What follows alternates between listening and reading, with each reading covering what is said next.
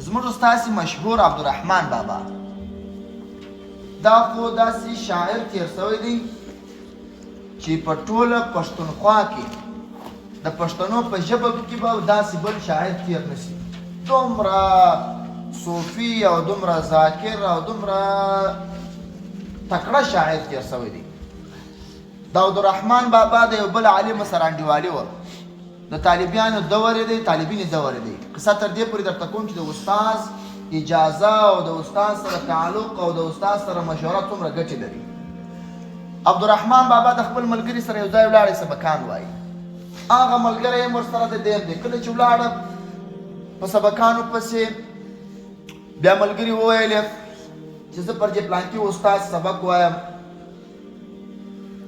هغه زما څخه تنخوا نه غواړي، زه پر دې سبق وایم. دې ځای کې یو یندوم دی.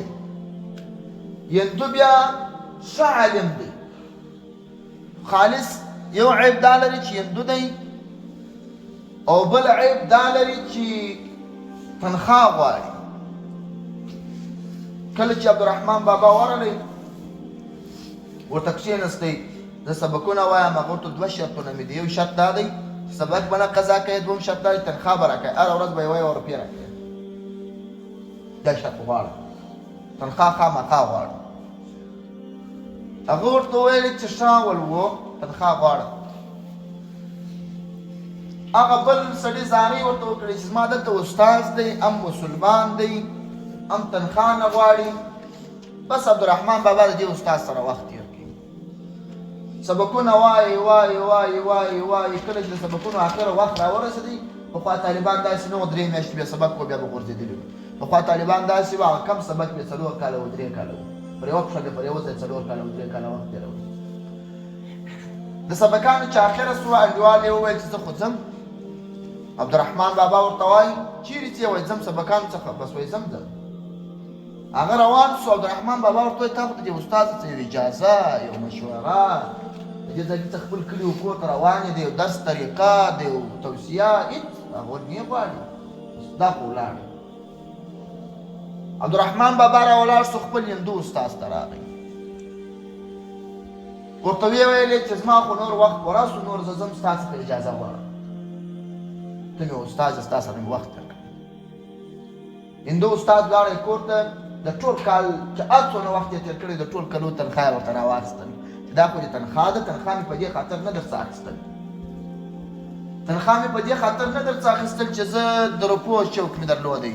کله چې د طالب څه تنخوا غواړي بیا دې سبقه ته خامخا راځي او روپۍ مې پرته لري.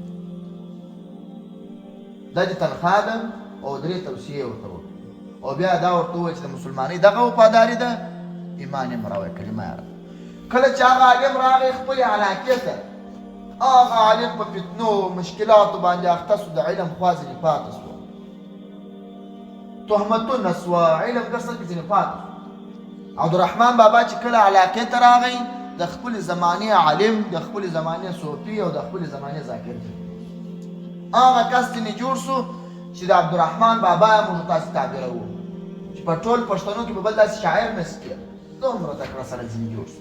دا د استاد په مشوره کې او د استاد په اجازه کې دا برکت پروت و. ولو که استاد هندو، ګورئ مسلمان هم سو، اسلام باندې هم په شرافه سو، او شاګرد کې هم رب العالمین نتیجه مرتبه کړه. نو تاسو ته پاره هم دا وایم د استاد خبره پر مځکه مه غورځوئ، د استاد مشوره پر مځکه مه غورځوئ، دا بیا وخت په ښه